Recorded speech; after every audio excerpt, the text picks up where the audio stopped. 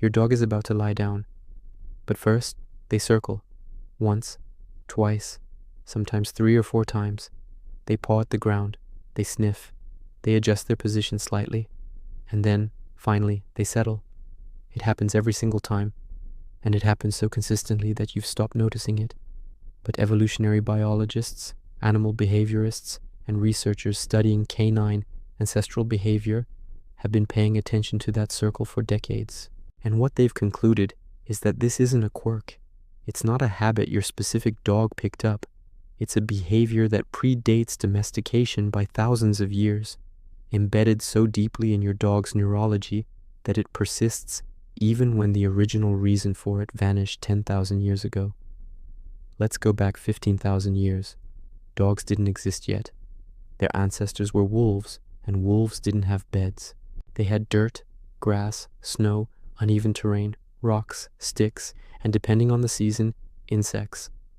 When a wolf needed to lie down, the ground wasn't ready. It had to be made ready. Circling served 3 immediate functions. First, it flattened the vegetation. Tall grass, shrubs, whatever was in the way got pressed down, creating a smoother surface.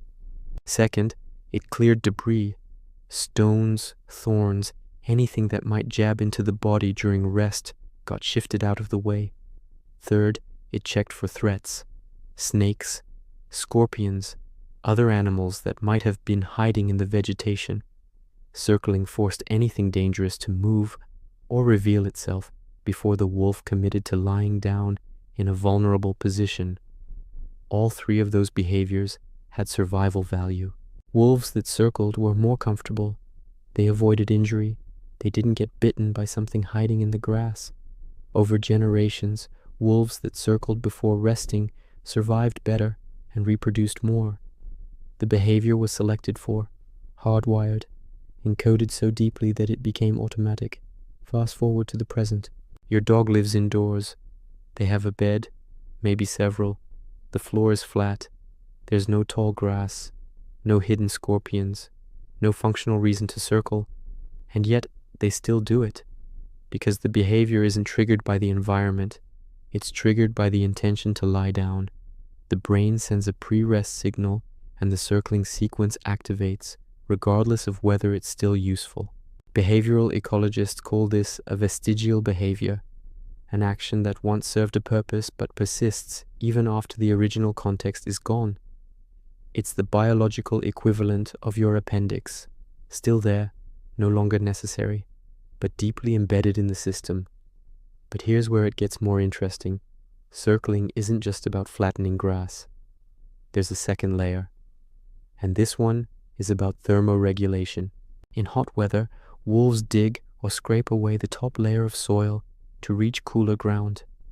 In cold weather, they circle to create a shallow depression that traps body heat and reduces exposure to wind. The number of circles, the tightness of the turn, even the final body position, all of that adjusts depending on what the animal needs thermally. Dogs retain this. Researchers have found that dogs circle more in extreme temperatures, hot or cold, than in moderate conditions. If your dog circles once and lies down in a sprawled position, they're warm. If they circle multiple times, tuck their nose under their tail, and curl into a tight ball, they're cold. The circling isn't just preparation, it's part of the thermoregulation strategy. There's also a social component most people miss. In wolf packs, resting locations aren't random. Wolves position themselves relative to each other based on rank, familiarity, and security. Circling gives the animal a moment to assess the social landscape before committing to a position. Am I close enough to the group? Too close? Is this spot already claimed? The behavior builds in a pause, a moment of evaluation, before the vulnerable act of lying down. Domestic dogs do this too.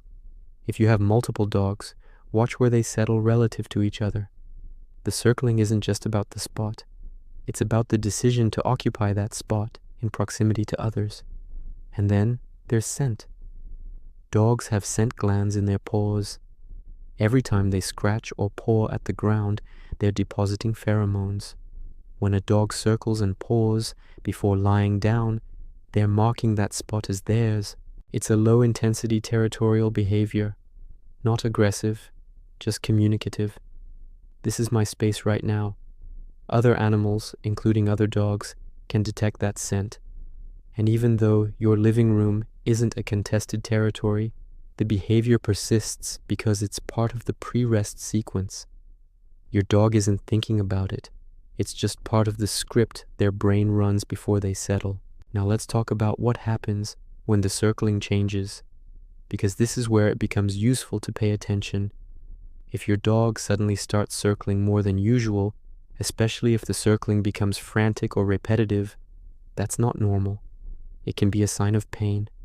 Dogs with arthritis, hip dysplasia, or spinal issues often struggle to find a comfortable position. The circling increases because they're trying and failing to get comfortable. If you see this, especially in an older dog, it's worth a vet visit. The circling isn't the problem, it's the signal. There's also a neurological condition called canine cognitive dysfunction, essentially dementia in dogs, and one of the early signs is repetitive behavior. Circling that doesn't end.